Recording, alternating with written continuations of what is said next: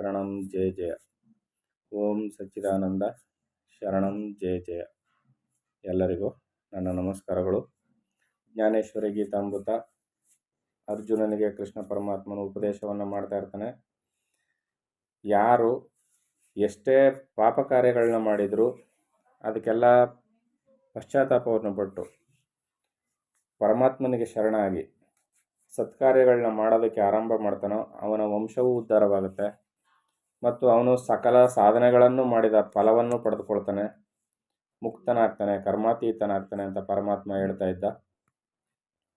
ಮುಂದುವರೆದು ಹೇಳ್ತಾನೆ, ನನ್ನ ಭಕ್ತನು ಕೆಲವು ಕಾಲಾನಂತರ ಅಂದರೆ ಮರಣವಾದ ಮೇಲೆ ನನ್ನ ಸಮಾನನಾಗುವನೆಂಬ ಭಾವವು ನಿನ್ನಲ್ಲಿ ಮನಸ್ಸಿನಲ್ಲಿ ಉಂಟಾಗಿರ್ಬೋದು.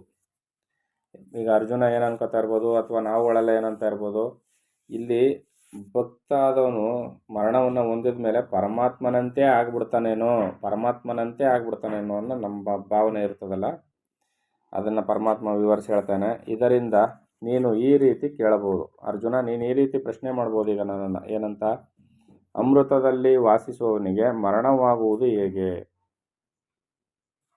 ಹೌದಾನೆ, ಅಮೃತ ಸಾಗರ ಅಮೃತ ಕೊಳದಲ್ಲಿ ಬಿದ್ದಿರ್ತಾನೆ, ಅವನಿಗೆ ಸಾವಿಲ್ಲ. ಅಮೃತ ಕೊಳ ಅಂದರೆ ಅದು ಸಾವಿಲ್ಲದ ಒಂದು ಪಾನಕ, ಅದು ಸಾವಿಲ್ಲದಂತೆ ಮಾಡುವಂಥ ಒಂದು ರಸಾಯನ. ಅದು ಅಲ್ಲಿ ಬಿದ್ದವನು ಅದು ಹೆಂಗೆ ಮರಣವಾಗುತ್ತೆ ಅವನಿಗೆ ಅಂತ ನೀವು ಪ್ರಶ್ನೆ ಮಾಡ್ಬೋದು. ಸೂರ್ಯನು ಆಕಾಶದಲ್ಲಿ ತೋರದಿರುವ ಸಮಯವನ್ನು ರಾತ್ರಿ ಎನ್ನುವಂತೆ ಭಕ್ತಿ ಇಲ್ಲದೆ ಮಾಡುವ ಕರ್ಮಗಳೆಲ್ಲವನ್ನು ಮಹಾಪಾಪಗಳೆಂದು ಹೇಳಬೇಡವೇ? ಏನು ಹೇಳ್ತಾ ಇದ್ದಾನೆ ಇಲ್ಲಿ ಪರಮಾತ್ಮ? ಅಮೃತ ಸಾಗರದಲ್ಲಿ ಅಮೃತ ಕೊಳದಲ್ಲಿ ಬಿದ್ದವನು ಅದು ಹೆಂಗೆ ಸತ್ತೋಗ್ಬಿಡ್ತಾನೆ, ಅದು ಹೆಂಗೆ ಮರಣ ಹೊಂದ್ಬಿಟ್ಟ ಅಂತ ಕೇಳ್ಬೋದು ಅರ್ಜುನ. ಅದಕ್ಕೆ ನಿನಗೊಂದು ಚಿಕ್ಕ ಉದಾಹರಣೆಯನ್ನು ಕೊಡ್ತೀನಿ. ಸೂರ್ಯನು ಆಕಾಶದಲ್ಲಿ ತೋರದಿರುವ ಸಮಯವನ್ನು ರಾತ್ರಿ ಎನ್ನುವಂತೆ. ಈಗ ಬೆಳಗಿನ ಜಾವ ಸೂರ್ಯನಿರ್ತಾನೆ, ಸೂರ್ಯಾಸ್ತವಾದಾಗ ರಾತ್ರಿ ಸಮಯ ಅಂತ ಕರಿತೀವಿ, ಹೌದಾನೆ, ಅದೆಲ್ಲ ಕತ್ತಲು. ಇಲ್ಲಿಯೂ ಕೂಡ ಭಕ್ತಿ ಇಲ್ಲದೆ ಮಾಡುವ ಕರ್ಮಗಳೆಲ್ಲವನ್ನು ಮಹಾಪಾಪಗಳೆಂದು ಹೇಳಬೇಡವೇ? ಅರ್ಜುನನಿಗೆ ಪ್ರಶ್ನೆ ಮಾಡಿದ ಪರಮಾತ್ಮ. ಹೇಗೆ ಸೂರ್ಯನಿಲ್ಲದ ಸಮಯವನ್ನು ರಾತ್ರಿ ಅಂತ ನಿಶ್ಚಯ ಮಾಡ್ತೀವೋ ಅದೇ ರೀತಿಯಲ್ಲಿ ಭಕ್ತಿ ಇಲ್ಲದೆ ಮಾಡುವ ಕರ್ಮಗಳೆಲ್ಲವನ್ನು ಮಹಾಪಾಪಗಳೆಂದು ಕರೆಯಲ್ಪಡುವುದು. ಅರ್ಥ ಆಯ್ತಲ್ವ? ಈಗ ಈ ಕರ್ಮಗಳಿಗೆ ಏನು ಮಾಡಬೇಕು? ಈ ಕರ್ಮಫಲ ಉಣ್ಲಿಕ್ಕೆ ಶರೀರಧಾರಿಯಾಗಿ ಬಂದು ಮರಣ ಹೊಂದಬೇಕು. ಅರ್ಜುನ, ಯಾವಾಗ ಆತನ ಚಿತ್ತವೃತ್ತಿಯು ನನ್ನಲ್ಲಿ ಲಯವಾಗುವುದೋ ಆಗ ನನ್ನ ಸ್ವರೂಪವನ್ನು ಹೊಂದುವನು. ಉರಿಯುತ್ತಿರುವ ಒಂದು ದೀಪದಿಂದ ಮತ್ತೊಂದು ದೀಪವನ್ನು ಹಚ್ಚಿದ ಮೇಲೆ ಇದು ಮೊದಲಿನ ದೀಪ ಎಂದು, ಇದು ಎರಡನೇ ಸಾರಿ ಹಚ್ಚಿದ ದೀಪವೆಂದು ಹೇಳಲಾಗುವುದೇ? ಇದೇ ಪ್ರಕಾರ ಅನನ್ಯ ಭಕ್ತಿ ಮಾಡುವ ನನ್ನ ಭಕ್ತನು ಆ ಕ್ಷಣದಲ್ಲಿಯೇ ಮದ್ರೂಪನ ಆಗುವುದರಿಂದ ನನ್ನ ಅಕ್ಷಯ ಶಾಂತಿಯು ಆತನಿಗೆ ಪ್ರಾಪ್ತಿಯಾಗುವುದು. ಅಕ್ಷಯ ಶಾಂತಿ, ಕ್ಷಯವಿಲ್ಲದ ಶಾಂತಿ. ಶಾಂತಿ ಅನ್ನೋದು ಈಗ ಒಂದು ಗಳಿಗೆ ಇರ್ತದೆ, ಸ್ವಲ್ಪ ಹೊತ್ತಿದ್ದು ಅನಂತರ ಮತ್ತೆ ದುಃಖಕ್ಕೆ ಈಡಾಗ್ತಾನೆ ಅನ್ನೋದು ಅದು ಅಕ್ಷಯ ಶಾಂತಿ ಅಲ್ಲ. ಒಂದು ಸಲ ಶಾಂತಿಯನ್ನು ಹೊಂದಿದರೆ ಅದು ಎಂದೆಂದಿಗೂ ಅಕ್ಷಯ, ಅದು ಕ್ಷಯವಾಗುವುದೇ ಇಲ್ಲ. ಆ ರೀತಿಯಾದ ಶಾಶ್ವತವಾದ ಶಾಂತಿಯನ್ನು ಹೊಂದುತ್ತಾನೆ ಒಂದು ಸಲ ಪರಮಾತ್ಮನನ್ನು ಸೇರಿದರೆ. ಅದನ್ನೇ ಇಲ್ಲಿ ಹೇಳ್ತಾ ಇರೋದು. ಈಗ ಒಂದು ದೀಪದಿಂದ ಮತ್ತೊಂದು ದೀಪವನ್ನು ಹಚ್ತಾರೆ, ಅದರಿಂದ ಮತ್ತೊಂದು ದೀಪ, ಅದರಿಂದ ಮತ್ತೊಂದು ದೀಪವನ್ನು ಹಚ್ತಾರೆ. ಆದರೆ ಮೊದಲು ಹಚ್ಚಿದ ದೀಪಕ್ಕೆ ಯಾವ ಕೊರತೆನೂ ಆಗಿರೋದಿಲ್ಲ. ಆದರೆ ಇದು ಮೊದಲು ಹಚ್ಚಿದ ದೀಪ, ಇದು ಅನಂತರ ಹಚ್ಚಿದ ದೀಪ ಅಂತ ಭೇದ ಭಾವವೂ ಕೂಡ ಏನೂ ಕಾಣಿಸ್ಕೊಳ್ಳೋದಿಲ್ಲ. ಯಾಕೆ? ಎಲ್ಲವೂ ಸಮಾನವಾಗಿ ಉರಿತಾ ಇರ್ತವೆ. ಮೊದಲು ಈ ದೀಪದಿಂದ ಈ ದೀಪವನ್ನೆಲ್ಲ ಹಚ್ಚಲಾಯಿತು ಅನ್ನೋ ಗುರುತೇ ಇರೋದಿಲ್ಲ, ಎಲ್ಲವೂ ಒಂದೇ ಆಗಿರ್ತವೆ. ಆ ರೀತಿಯಲ್ಲಿ ಪರಮಾತ್ಮನು ಅಕ್ಷಯವಾದ ಶಾಂತಿಯನ್ನು ಕರುಣಿಸ್ತಾನೆ, ಅವನಿಗೆ ಪ್ರಾಪ್ತಿಯಾಗುತ್ತೆ ಆ ಭಕ್ತನಿಗೆ. ಮತ್ತು ಆತನ ತೇಜಸ್ಸು ವೃದ್ಧಿಗೊಳ್ಳುತ್ತಾ ನನ್ನ ಆತ್ಮ ವಿಕಾಸದಿಂದಲೇ ಜೀವಿಸಿರುವನೆಂದು ತಿಳಿಯಬೇಕು. ಅರ್ಜುನ, ಇದನ್ನು ಕುರಿತು ವಿಮರ್ಶಿಸುವುದರಿಂದ ಪ್ರಯೋಜನವೇನು? ಇದನ್ನು ಸುಮ್ಮನೆ ತರ್ಕ ಮಾಡಬೇಕು ಅರ್ಜುನ, ಇದನ್ನು ಹೆಚ್ಚಿಗೆ ಪ್ರಯೋಜನವಿಲ್ಲ. ಇದನ್ನೆಲ್ಲ ಕುರಿತು ಹೆಚ್ಚಿಗೆ ವಿಚಾರ ಮಾಡೋದರಿಂದ ಏನು ಪ್ರಯೋಜನ ಇಲ್ಲ ವಿಮರ್ಶೆ ಮಾಡೋದು. ನನ್ನನ್ನು ಹೊಂದಬೇಕೆನ್ನುವವರು ನನ್ನಲ್ಲಿ ಪರಿಪೂರ್ಣವಾದ ಭಕ್ತಿ ಇರಬೇಕೆಂಬ ವಿಷಯವನ್ನು ಮರೆಯಬಾರದು. ಪರಮಾತ್ಮನನ್ನು ಸೇರಬೇಕು, ಪರಮಾತ್ಮನನ್ನು ನೋಡಬೇಕು ಅನ್ನೋರಿಗೆ ಪರಮಾತ್ಮನಲ್ಲಿ ಪರಿಪೂರ್ಣವಾದ ಭಕ್ತಿ ಇರಬೇಕು. ಇದಂತೂ ಗ್ಯಾರಂಟಿಯಾಗಿ ಇರಲೇಬೇಕು, ನಿಶ್ಚಯ. ಇದು ಭಕ್ತಿ ಇಲ್ಲದಿದ್ದರೆ ಏನೂ ಪ್ರಯೋಜನವಿಲ್ಲ. ವಂಶದ ದೊಡ್ಡಸ್ತಿಕೆಯನ್ನು ಆಗಲಿ ಕುಲೀನತೆಯನ್ನಾಗಲಿ ವರ್ಣಿಸುವುದಾಗಲಿ ಧನ ಸಂಪತ್ತಿಯನ್ನು ಕುರಿತ ಅಹಂಭಾವ ನುಡಿಗಳನ್ನಾಗಲಿ ತೊರೆಯಬೇಕು. ಏನು ಹೇಳ್ತಾ ಇದ್ದಾನೆ ಇಲ್ಲಿ ಪರಮಾತ್ಮ? ನಾನಿಂಥ ದೊಡ್ಡ ವಂಶಕ್ಕೆ ಸೇರಿದವನು ಅನ್ನುವ ಅಹಂಭಾವವನ್ನು ಬಿಟ್ಟು ಮಾತಾಡಬೇಕು. ನಾನಿಂಥ ದೊಡ್ಡ ವಂಶಕ್ಕೆ ಸೇರಿದವನು ಅಂದ ಮಾತ್ರಕ್ಕೆ ಪರಮಾತ್ಮನ ದರ್ಶನ ಆಗೋದಿಲ್ಲ. ಅರ್ಥ ಆಯ್ತಲ್ವಾ? ಮತ್ತು ಧನ ಸಂಪತ್ತು ನನ್ನ ಹತ್ರ ಇಷ್ಟೊಂದು ಬೇಕಾದಷ್ಟು ಸಿರಿ ಸಂಪತ್ತಿದೆ, ಪರಮಾತ್ಮ ಅದಕ್ಕೂ ಒಲಿಯೋದಿಲ್ಲ. ಅಹಂಭಾವದ ನುಡಿಗಳನ್ನಾಗಲಿ ಆಡಲೇಬಾರ್ದು. ಏಕೆಂದರೆ ನನ್ನಲ್ಲಿ ಭಕ್ತಿ ಇಲ್ಲವಾದರೆ ಇವೆಲ್ಲವೂ ವ್ಯರ್ಥವೇ. ಭಕ್ತಿ ಇಲ್ಲ ಅಂದರೆ ಪರಮಾತ್ಮ ದೊಡ್ಡ ಕುಲಕ್ಕೆ ಸೇರಿದವನಂತಾಗಲಿ ದೊಡ್ಡ ಸಿರಿತನಕ್ಕೆ ಸೇರಿದವನಂತಾಗಲಿ ಇವ್ಯಾವುದನ್ನೂ ಮಾನ್ಯ ಮಾಡೋದಿಲ್ಲ. ಅಲ್ಲಿ ಏನಿದ್ರು ನಿಸ್ವಾರ್ಥವಾದ ಸೇವಕನಾಗಿರಬೇಕು, ಸಂಪೂರ್ಣ ಶರಣಾಗತಿಯನ್ನು ಹೊಂದಿದಂಥ ನಿಜ ಭಕ್ತನಾಗಿರಬೇಕು. ತೆನೆಗಳಿಂದ ಬೆಳಕುತ್ತಿರುವ ಪೈರು ಧಾನ್ಯವಿಹೀನವಾಗಿದ್ದರೆ, ಸುಂದರವೂ ಹಾಗೂ ವಿಶಾಲವಾದ ನಗರವು ನಿರ್ಜನವಾಗಿದ್ದರೆ, ಏನು ಹೇಳ್ತಾ ಇದರಲ್ಲಿ? ಈಗ ಭತ್ತದ ತೆನೆ, ಭತ್ತದ ಪೈರಿನಲ್ಲಿ ಭತ್ತದ ಕಾಳುಗಳು ಅಂಟ್ಕೊಂಡಿರುವಾಗ ತೆನೆ ನೋಡೋಕ್ಕೆ ಭಾರಿ ಸೊಗಸಾಗಿ ಕಾಣ್ತದೆ.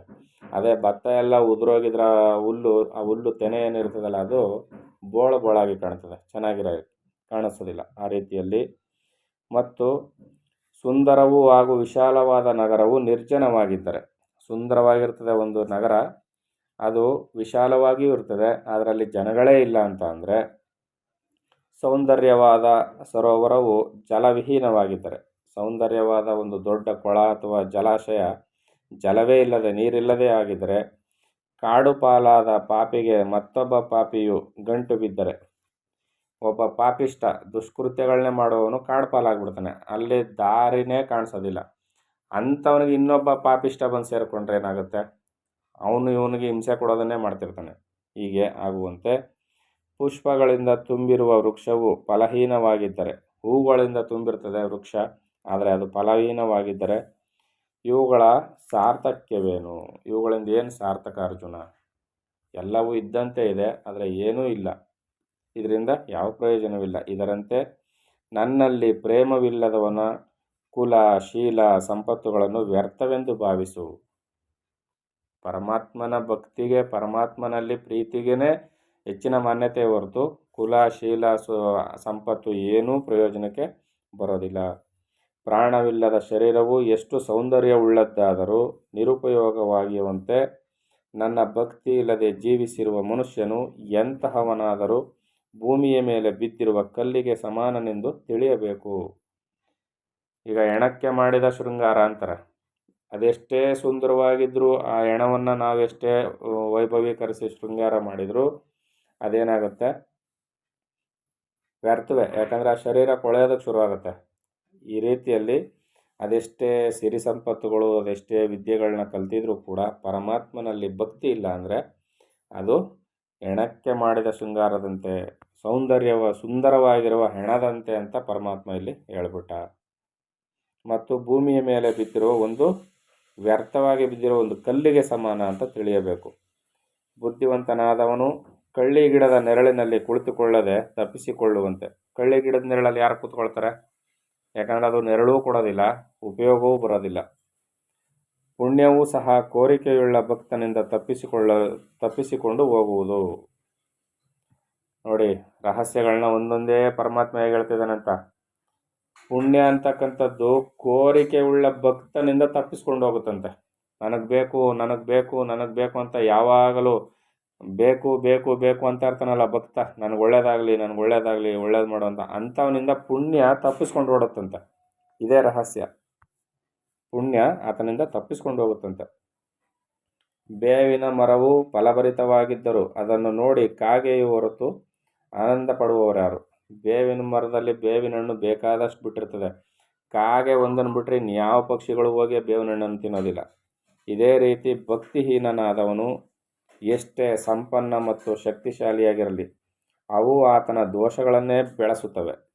ಷಡ್ರಸ ಭೋಜನವನ್ನು ಮಡಿಕೆಯ ಚೂರಿನಲ್ಲಿ ಬಡಿಸಿ 4 ರಸ್ತೆ ಕೂಡಿದ ಚೌಕದಲ್ಲಿ ಇಟ್ಟಿದ್ದಾದರೆ ಅದರಿಂದ ನಾಯಿಗಳಿಗೆ ಕಚ್ಚಾಟದ ರೋಗವೇ ವೃದ್ಧಿಯಾಗುವಂತೆ ಒಳ್ಳೆ ಊಟವನ್ನು ಒಂದು ಮಡಕೆ ಬಗರೆ ಅಂದರೆ ಒಡೆದೋಗಿರೋ ಮಡಕೆ ಬಗರೆಯಲ್ಲಿ ಇರ್ತದಲ್ಲ, ಅದರಲ್ಲಿ ಒಳ್ಳೆ ಷಡ್ರಸ ಭೋಜನವನ್ನು ತಗೊಂಡೋಗ್ಬಿಟ್ಟು 3 ಕೂಡೋ ರಸ್ತೆ ಅಂತಾರಲ್ಲ, ಅಥವಾ 4 ಕೂಡೋ ರಸ್ತೆಯ ಸರ್ಕಲ್ ಆ ಸರ್ಕಲ್ನಲ್ಲಿ ತಗೊಂಡಾಗ ಊಟವನ್ನು ಇಟ್ಟುಬಿಟ್ರೆ ಏನಾಗುತ್ತೆ, ನಾಯಿಗಳೆಲ್ಲ ಸೇರಿ ಇದು ನನಗೆ ಇದು ನನಗೆ ನನಗೆ ಅಂತ ನಾಯಿಗಳಿಗೆ ಕಿತ್ತಾಟದ ರೋಗವೇ ಬಂದು ವೃದ್ಧಿ ಆಗುತ್ತೆ. ಯಾವು ತಿನ್ನೋದಿಲ್ಲ, ಕಿತ್ತಾಡೋದಷ್ಟೇ. ಕಚ್ಚಾಟದ ರೋಗವೇ ವೃದ್ಧಿಯಾಗುವಂತೆ ಭಕ್ತಿಹೀನನಾದ ಪುರುಷನ ಜೀವಿತವು ನಾಯಿಗಳಿಂದ ಕಚ್ಚಾಟದಂತಾಗುವುದು.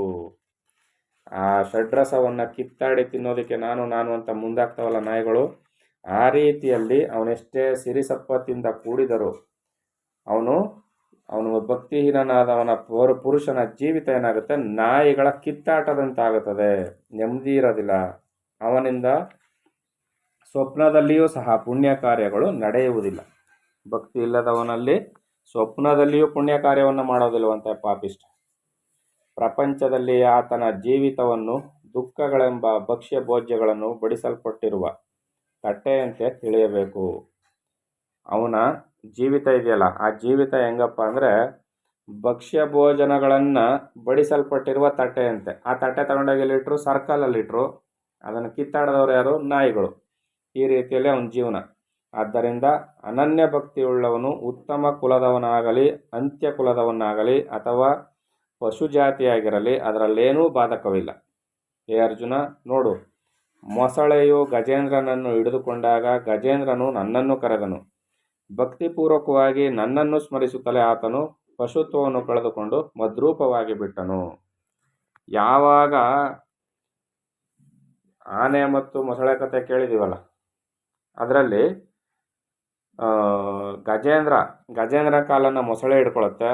ಆನೆ ಭಕ್ತಿಯಿಂದ ಪರಮಾತ್ಮನನ್ನು ಬೇಡಿದಾಗ ಪರಮಾತ್ಮ ಸಹಾಯಕ್ಕೆ ಬರ್ತಾನೆ. ಇಲ್ಲಿ ಅವನು ಪಶುತ್ವವನ್ನು ಕಳೆದುಕೊಂಡು ಗಜೇಂದ್ರ ಮೋಕ್ಷವನ್ನೇ, ಸದ್ಗತಿಯನ್ನೇ ಪಡಿತಾನೆ. ಈ ರೀತಿಯಲ್ಲಿ ಪರಮಭಕ್ತನಾದವನು ಪಾಪಿಷ್ಠನಾಗಿದ್ದರೂ ಕೂಡ ಅವೆಲ್ಲವನ್ನು ಮನ್ನಿಸಲ್ಪಟ್ಟು ಪರಮಾತ್ಮನಲ್ಲಿಯೇ ಸೇರ್ತಾನೆ ಅನ್ನೋ ಮಾತನ್ನು ಪರಮಾತ್ಮ ಹೇಳ್ತಾ ಇದ್ದಾನೆ. ಮುಂದುವರೆದೇನು ಹೇಳ್ತಾನೆ ಅಂತ ಮುಂದಿನ ಹಾಡಿದಲ್ಲಿ ನೋಡೋಣ. ಎಲ್ಲರಿಗೂ ಒಳ್ಳೆಯದಾಗಲಿ. ಓಂ ಸದ್ಗುರುನಾಥ ಶರಣಂ ಜಯ ಜಯ. ಓಂ ಸಚ್ಚಿದಾನಂದ ಶರಣಂ ಜಯ ಜಯ. ಹರಿ ಓಂ ತತ್ಸತ್. ಹರಿ ಓಂ ತತ್ಸತ್. ಹರಿ ಓಂ ತತ್ಸತ್.